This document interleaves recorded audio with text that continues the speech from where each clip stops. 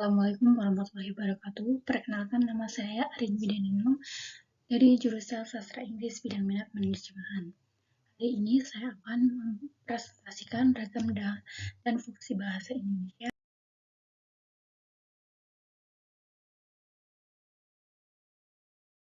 Bahasan ragam dan fungsi bahasa Indonesia terdapat 3 bab, yaitu ragam bahasa, ciri situasi diglosia, dan pembakuan bahasa.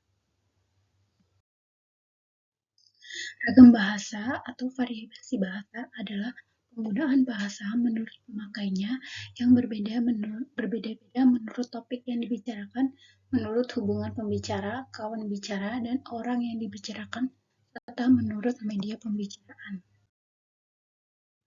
Faktor yang mempengaruhi ragam bahasa yaitu usia.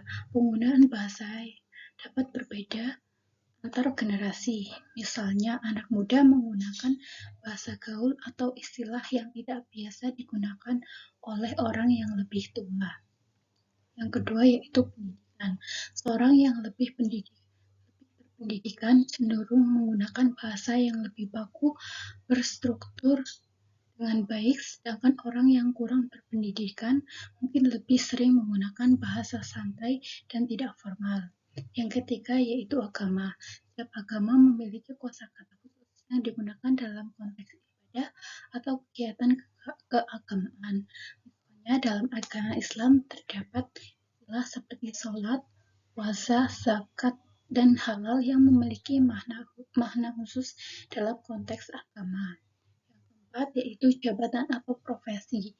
Jabatan atau profesi memiliki pengaruh yang signifikan terhadap beragam bahasa yang digunakan dalam kehidupan sehari-hari.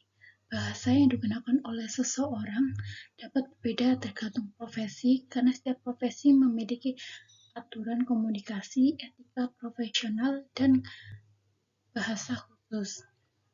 Yang kelima yaitu latar belakang atau budaya bahasa. Latar belakang dan budaya bahasa sangat mempengaruhi cara orang berkomunikasi. Misalnya, orang Jawa dan orang Bali memiliki cara komunikasi yang berbeda.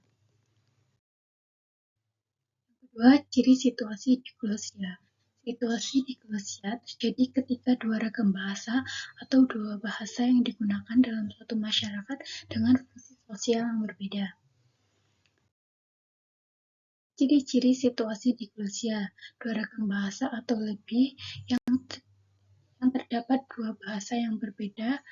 Yang satu, bahasa tinggi digunakan dalam situasi formal, resmi pendidikan, atau media massa. Contohnya bahasa Indonesia baku. Yang kedua, bahasa rendah digunakan dalam percakapan sehari-hari, informal, dan situasi tidak resmi. Contohnya bahasa daerah. Distribusi fungsi yang luas. Setiap ragam memiliki fungsi yang berbeda dan tidak saling tumpang tindih. Misalnya, ragam bahasa tinggi digunakan untuk pidato kenegaraan, khotbah, pelajaran sekolah, dan ragam bahasa rendah digunakan untuk percakapan di rumah atau di pasar.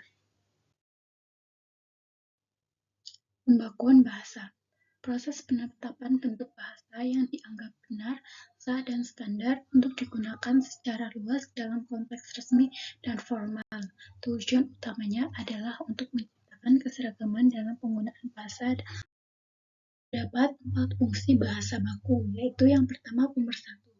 Bahasa baku menjadi alat komunikasi yang menyatukan masyarakat dari berbagai latar belakang berbeda, budaya, suku, atau daerah. Dalam konteks bahasa Indonesia digunakan untuk menyatukan bangsa yang multikultural.